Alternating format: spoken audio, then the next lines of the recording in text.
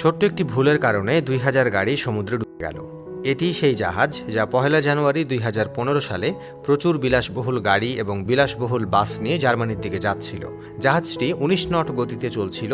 জল সম্পূর্ণ শান্ত ছিল, তাই ক্যাপ্টেন জাহাজের গতি বাড়িয়ে ২২ নট প্রতি ঘন্টা করে দেন। রাত প্রায় ৯টার দিকে জাহাজটি একটি বন্দরের দিকে মোড় নেয়, কিন্তু সেই মোড়ে জাহাজটি মারাত্মকভাবে উল্টে যায়। জাহাজটি একদিকে কাত হয়ে পড়ে এবং সমস্ত বিলাসবহুল গাড়ি, যার মধ্যে রোলস রয়েস ও বেন্টলি এর মতো কোটি কোটি টাকার গাড়ি ছিল, একদিকে গড়িয়ে পড়তে শুরু করে। জাহাজের ক্রু সদস্যদের মধ্যে ২ জন সমুদ্রে পড়ে যান। পরে জানা যায় যে এটি ক্যাপ্টেনের ভুল ছিল না, বরং লোডিংয়ের সময় একটা বড় ভুল হয়েছিল। আসলে লোডিংয়ের সময় তারা ভারী যানবাহন যেমন ট্রেন এবং বাসগুলো উপরের ডেকে রেখেছিলেন, আর হালকা গাড়িগুলো নিচের ফ্লোরে ছিল। এর ফলে যখন জাহাজটি বাঁক নেয়, এটি ভারসাম্য হারিয়ে উল্টে যায়। সেই দিন এই জাহাজে মিলিয়ন ডলারের ক্ষতি হয়েছিল।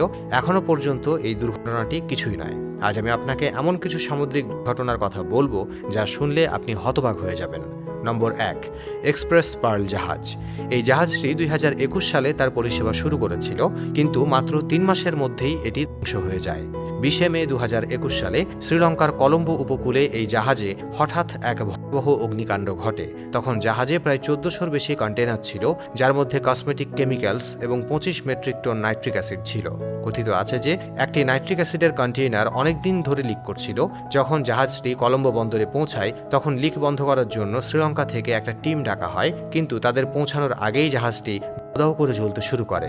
রাতের দিকে ফায়ার ব্রিগেড আগুন নিয়ন্ত্রণে আনতে সক্ষম হয় এবং জাহাজে আটকে থাকা ২৫ জনকে উদ্ধার করা হয়। কিন্তু প্রবল বাতাস এবং দাহ্য রাসায়নিকের কারণে জাহাজটি আবারও দাউ করে জ্বলতে শুরু করে এবং একটানা ১ সপ্তাহ ধরে জ্বলতে থাকে। অবশেষে এটি সমুদ্রে ডুবে যায়। বলা হয় যে যখন এই জাহাজটি ডুবে যায়, তখন এর ভেতরে বেশ কয়েকটি বিস্ফোরণ হয়েছিল, যা নিশ্চিত করে যে এটি আর টিকবে না। এই রাসায়নিকের কারণে লক্ষ লক্ষ সামুদ্রিক প্রাণীও গিয়েছিল। এমন আরও অনেক কার্গো জাহাজের দুর্ঘটনা দেখা যায়। যেমন একবার একটি কার্গো জাহাজ সমুদ্রপথে চলার সময় দেখতে পায় যে আরেকটি কার্গো জাহাজের একটি কন্টেইনার সমুদ্রে পড়ে গেছে। ক্রু মেম্বাররা দ্রুত কন্টেইনারটির কাছে পৌঁছায় এবং গ্রাইন্ডারের সাহায্যে এটিকে কেটে ফেলে। কন্টেইনার খুলতেই তারা যা দেখে তাতে সবাই হতবাক হয়ে যায়। এর ভেতরে হাজার হাজার অ্যাপল ল্যাপটপ এবং মোবাইল ফোন ছিল। নম্বর ২, এমভি গোল্ডেন রে। ৬৬০ ফুট লম্বা এই জাহাজটি একসঙ্গে ৭৫০০টি গাড়ি বহন করতে পারত।